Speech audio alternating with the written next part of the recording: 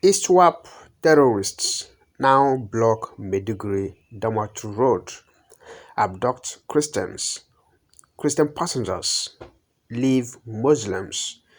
This is according to Borno State Cleric. Guys, so welcome to our friend's channel. My name is Ejike. Yes, it is now beginning to dawn on some Nigerians that there is indeed a plan to Islamize the country and every other parts of the country, because we have been telling them since, and they kept telling us we are preaching hate or we are just making up things. Let me just bring you this news in details. This is according to a Borno State cleric. We are going to see if he's a Muslim cleric or a Christian cleric. So that's to tell you that it is from an authentic and reliable source. It is not just being concocted or being insinuated by somebody somewhere. Please do well to hit the subscribe button and make sure you also click the notification bell so that you don't miss any of our subsequent videos. That is, if you have not subscribed to our channel. As we thank all our returning subscribers, may Elohim keep promoting and blessing each and every of you. Members of the Islamic State of West African Province, ISWAP, in Borno State have been kidnapping Christian passengers and leaving the Muslim ones to go their way at roadblocks, Sahara Reporters has gathered. Speaking with Sahara Reporters on Friday, the Director General, Center for Justice on Religion and Ethnicity in Nigeria, Kalamu Musa Ali Dekwa, said, "For 3 weeks now, are you hearing that? This thing has been going on for 3 weeks now and nobody has been reporting it. For 3 weeks now, the terrorists have been stopping vehicles along Maiduguri-Damaturu road at Menok and kidnapping motorists and commuters without any disturbance. And we have security, and we have security operatives, we have police, we have armies who are only solely in charge of disturbing peace and rendering properties and lives useless in Southeast. They don't fight terrorism. Of course, they are part of the terror attack, they are part of terrorism activities ravaging the country. Do you know that some of our loved ones over there must have been a victim of this and nobody knows about it? Nobody's talking about it because it's not being reported. Nobody's doing anything about it. If not that this man made this revelation now, he would have just been swept under the carpets. He said, and I quote, "This has been going on for 2 to 3 weeks now along Maiduguri-Damaturu road. When ISWAP kidnap passengers in a bus, they keep the Christian passengers captive and release the Muslim passengers. This is not just once, it's been happening. They just stop the car, enter into the bush, release the Muslims and hold the Christians captive." This action now has just lent credence to what terrorist Gumi has been advocating. Remember what he told them in the bush last time, that they should not be attacking Muslims. They should just focus on attacking Christians and leave Muslims alone. And most of you are yet to know that the Israel we're talking about are the same as bandits. Yes, they are the same as bandits. They are the ones that are branded as bandits, recruited and deployed to the south and deployed to other minority communities in the north. I mean, non-Fulani minority communities in the north. Somebody might ask, how do they differentiate between a Christian and a Muslim? Of course, it's very easy. Every Muslim speaks Arab. Just one Arab language that they will speak. If that person does not respond, it therefore means you're a Christian, no matter how we try to deny it. This man narrating here continued, "Just recently, a bus driver was stopped and they asked how many Christians are in the bus. He said 2. They picked those 2 and the rest continued on their journey. This thing is getting to another dimension. Our people are afraid. We don't even have security. It is terrible, yet northern leaders are already holding political meetings thinking of who wants to be the next president of Nigeria when insecurity is ravaging the nation. I weep for some Nigerian youths who are still the mumu, who just the mumu. They follow politicians sheepishly. They believe on the agenda of the politicians, deceiving them with the politics of 2023. Of course, Nnamdi Kanu once said that Nigerians normally see the next general election as the medicine and panacea for their disease or sickness, because they will just keep deceiving themselves. Let's vote, wait and vote him out in the next general election, as if there is a guarantee or you are sure that the next person that's gonna be installed will give you what you want or will be the solution to your problem. Is the next person that's going to be picked and made another terrorist supervisor in the name of being the president? Is he not going to be influenced or be taking directives from the caliphate? Recently, Bishop of the Catholic Diocese of Sokoto, Bishop Matthew Hassan Kuka, wrote to the United States House of Representatives Foreign Affairs Committee on Religious Freedom, alleging the persecution of Christians in Nigeria based on their faith and not crimes. Kuka said the faith-based harassment of Christians posed one of the greatest threats to the country's existence and common humanity.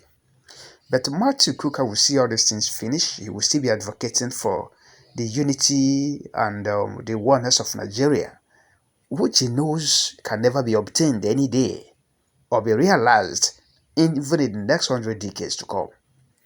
There have been dastardly actions directed at Christians because of their faiths.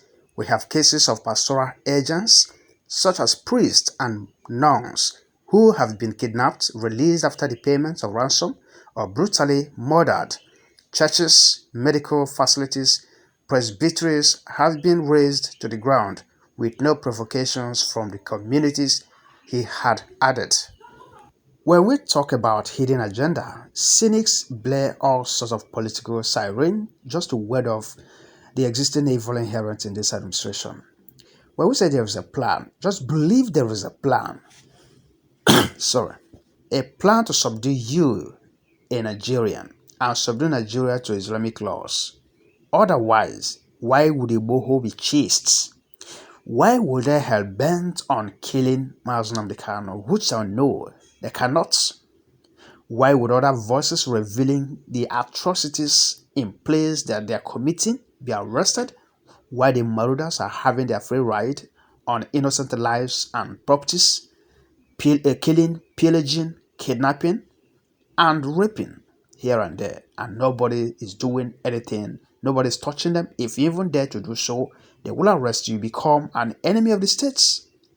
Boko Haram enjoying liberty in the north. ISWAP is this one we're talking about here, enjoying their freedom. Why is Southern Kaduna, Benue, the center for bloodbaths? It's time to do away with all this nonsensical political correctness and believe the reality. And the reality is that everything is not where there is a grand plan, a conspiracy to Islamize and Fulanize the rest of you. Now, when we talk about this Islamization, some of my Yoruba Muslim friends from the south become offended. There's something they fail to know. Yes, the Islamization we're talking about here is not just the normal Islam conversion to Islam. Is not with a mindset that Yoruba Muslims practice Islam or other parts of the country, because Islamization in the minds of an average Fulani man is, jihadism. It is a jihad. It is that's love to commit jihad, to kill and dominate and subject you under his control. That is what Islamization means. That is why Islamization in this context cannot go without Fulanization. But some of my Yoruba friends do become offended whenever you mention this. My Yoruba Muslims, I mean. But it is not like that. An average Yoruba Muslim practices his religion normally. just like other developed and civilized countries. If it comes to ethnic cleansing, a Yoruba Muslim is also going to be cleansed just like every other Southerner or Christian Southerner. That is how it is because they don't see you as their own brother. I mean, a Fulani Muslim don't even see a Yoruba Muslim as their brother. Religiously speaking, you hardly see a Yoruba Muslim person leading in a Jumat prayer in a mosque where you have other Hausa Fulanis present. That is it. Now, and again, if Nigeria divides today, if Odua, for example, becomes a state, a nation today, it will also benefit the Muslim community in Yoruba because instead of continuing to pay allegiance to the Sokoto Caliphate and be under the Sokoto Caliphate as a Muslim body, they are now going to be an independent Muslim society, just directly paying allegiance to their Saudi counterparts or Iranian counterparts, as the case may be, for the Shiite factions. So in the country here, they are going to be independent, they are going to be alone and have a Yoruba Islamic sultates or something, as the case may be. Now, let me begin to round up this video because I wouldn't want it to be too long. But I want to point out something before then. Do you know that their deal now with the Nigerian army, the ISWAP deal with the Nigerian army, has now clicked and commenced in earnest, finally. Because this is why the federal government of Nigeria, through their military and ISWAP, collaborated together to kill Shekau because Shekau refused to leave Muslims alone and focus fully on the hostility of Christians and also face the East and by extension the entire southern Nigeria. Yes, with his Boko Haram organization. This is a deal that former Army Chief Ibrahim Atahiru went into and struck on behalf of the Fulani-led federal government of Nigeria. The success of this very deal is what caused his death, the death of Atahiru. So it was the success of this very deal that brought about the death of Atahiru. Ask yourself, who were those people, those two people that parachuted from the crashed military aircrafts and why? See, what you know as bandits today, like I told you a few minutes ago, deployed into different communities and even in the southern region against other minority indigenous populations in the north and against other indigenous populations in the southern Nigeria, other than Fulanis in the north, are what you call ISWAP. So they rebranded those ones and called them bandits.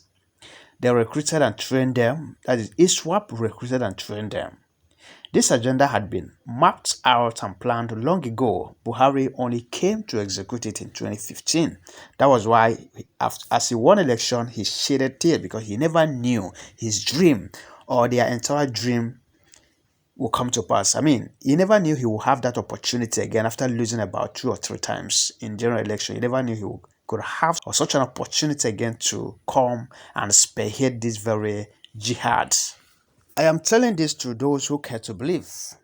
This is why Buhari released Al-barnawi, the son of the late Boko Haram founder Muhammad Yusuf, in 2015 from prison. As one of the first things he did immediately came to power, he released him to go and become the leader of Boko Haram, but unfortunately, Shekau refused to hand over, and Buhari instructed Al-barnawi to break out of Boko Haram and form ISWAP. ISWAP simply means a faction of Boko Haram loyal to ISIS, because Shekau refused to accept Buhari's deal to face the non-Fulani minority groups in the north and also Christians in the south. That is, Christians both in the north and south. Everybody in the south. It does not exclude my Yoruba Muslims, for your information. This is why Shekau hated Buhari to the core. Recall also what the Jihad Gumi told bandits, which doubles right now as ISWAP, in the bush last time, that they should stop attacking Muslims. Just a common sense. Use your brain. Now, many people are already aware of all these things we are talking about here. These are not even my pain. These are not my worry. My pain is that some of you, even listening to this very video, watching this very video, will read all these things every day and still be so daft and unreasonable, thereby doing the greatest harm and terrorism to yourselves, to your future, and to your posterity by still believing in this contraption of a shit called Nigeria, having read and seen all these things happening under your nose on daily basis.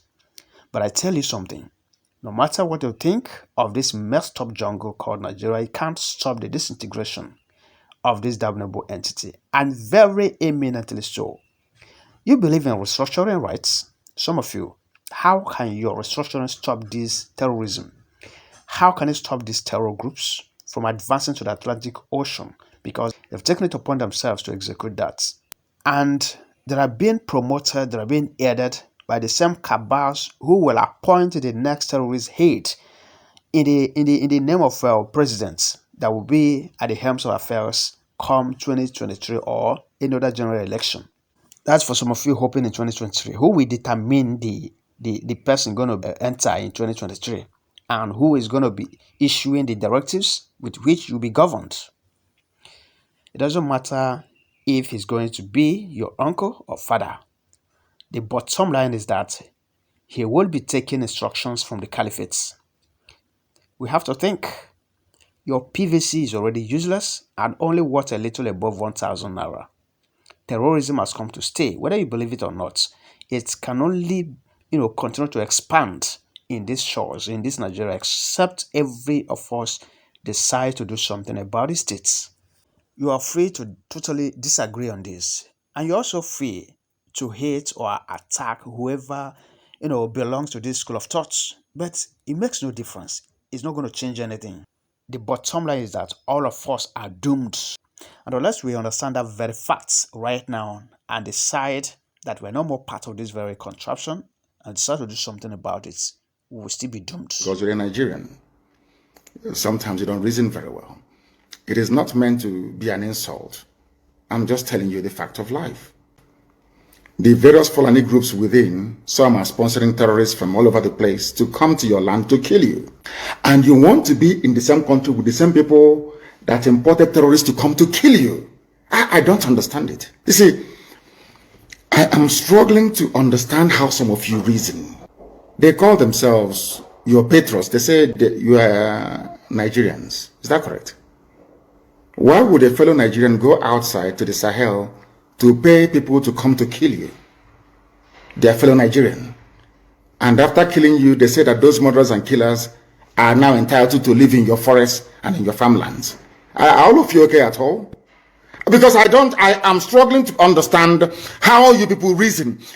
They are deceiving all of you. And for some perverse reason, you tend to fall for it. But we have not fallen for it. Thank you for watching. And please don't go without subscribing. Thank you.